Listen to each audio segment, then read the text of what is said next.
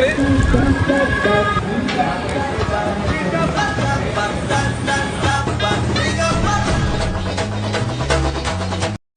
Friends, welcome to hits and hypes. എല്ലാവരും സുഖമായിരിക്കുന്നല്ലോ. ഇന്നത്തെ നമ്മുടെ വീഡിയോ ചെറിയൊരു വീഡിയോ ആണ്, ഒരു മിനി ബ്ലോഗ് പോലെ. വേറെ ഒന്നുമല്ല, നമ്മൾ പുതിയ വീട്ടിൽ വന്നിട്ട് ഫസ്റ്റ് ഡേ ആണിത് കേട്ടോ. രാവിലെ എഴുന്നേറ്റു. എന്ന് എഴുന്നേൽക്കുന്ന പോലെ തന്നെ ആദ്യമുള്ള ദിവസങ്ങളൊക്കെ നമ്മൾ എഴുന്നേക്കുമല്ലോ, അതുപോലെ തന്നെ 6 മണിക്ക് എഴുന്നേറ്റു. ഫ്രഷൊക്കെ ആയി നേരെ അടുക്കളയിലേക്ക് വന്നു. ഇനി ചായ ഇടാൻ പോവാണ് കേട്ടോ. നമ്മുടെ മുന്നമേയുള്ള വീഡിയോ കണ്ടവർക്കൊക്കെ അറിയാം, ഞാൻ എന്നും കിടക്കാൻ പോകുന്നതിന് മുമ്പ് ഗ്യാസ് എല്ലാം ഓഫ് ചെയ്തിട്ടാണ് കിടക്കാൻ പോകാറുള്ളത് കേട്ടോ.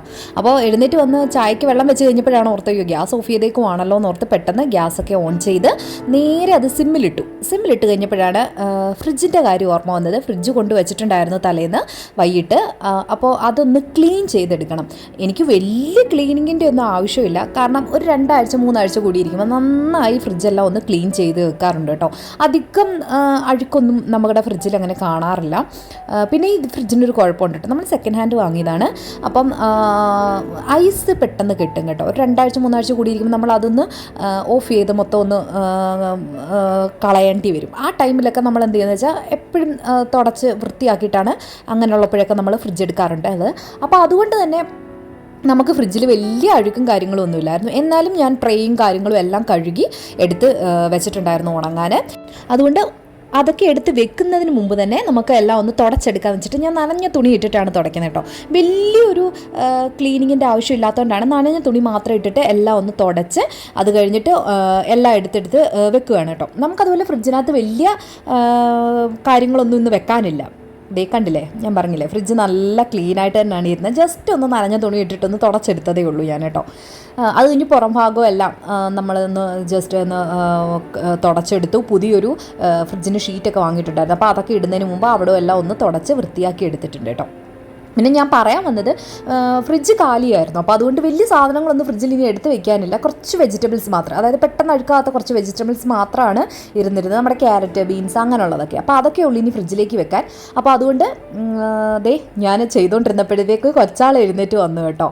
സത്യത്തിൽ വീടെല്ലാം മെസ്സി ആയിട്ട് കിടക്കുന്നേ ഉള്ളൂ, ഒന്നും എടുത്ത് അറേഞ്ച് ചെയ്തൊന്നും വെച്ചില്ല. ഞാൻ പറഞ്ഞില്ലേ, ഫസ്റ്റ് ഡേ അല്ലേ, നമ്മൾ വന്നിട്ട് ഫസ്റ്റ് ഡേ ആയതുകൊണ്ട് എല്ലാം ഒന്നും അറേഞ്ച് ചെയ്ത് വെച്ചിട്ടില്ല. അതേ വലിയ ആളും എഴുന്നേറ്റ് വന്ന് അവിടെ സെറ്റിയിൽ കിടപ്പുണ്ടായിരുന്നു കേട്ടോ. കൊച്ചാളുടെ നോക്കി ഞാൻ വന്നപ്പോഴുണ്ട്, വലിയ ആളും അവിടെ കിടപ്പുണ്ട്.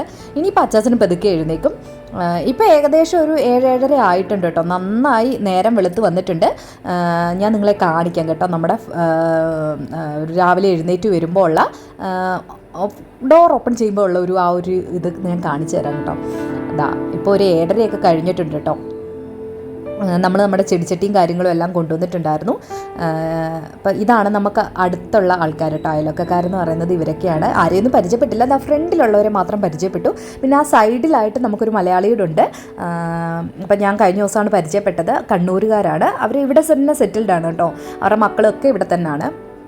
അപ്പോൾ അതേ മക്കൾ 2 പേരും ഇങ്ങനെ നിന്ന സമയത്ത് അച്ചാച്ചനും എഴുന്നേറ്റ് ഫ്രഷ് ആവാൻ പോയിട്ടുണ്ട്.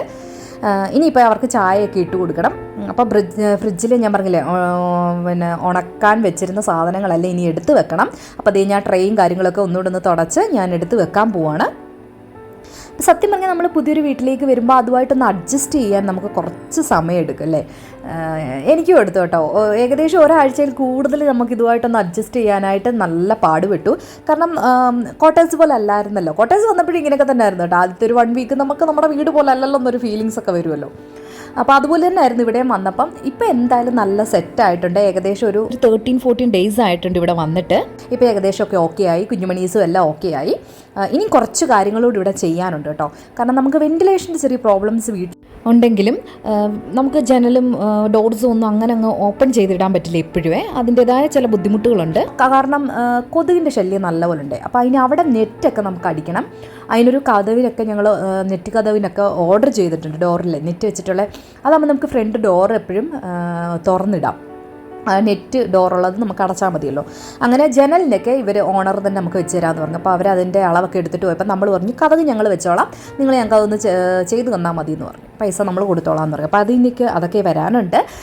അപ്പോൾ ഇപ്പോൾ ഞാനിത് ഈ വീഡിയോ എഡിറ്റ് ചെയ്തുകൊണ്ടിരിക്കുന്ന സമയത്ത് ഞാനും കുഞ്ഞുമണീസും തന്നെയുള്ളൂ ഇവിടെ കേട്ടോ.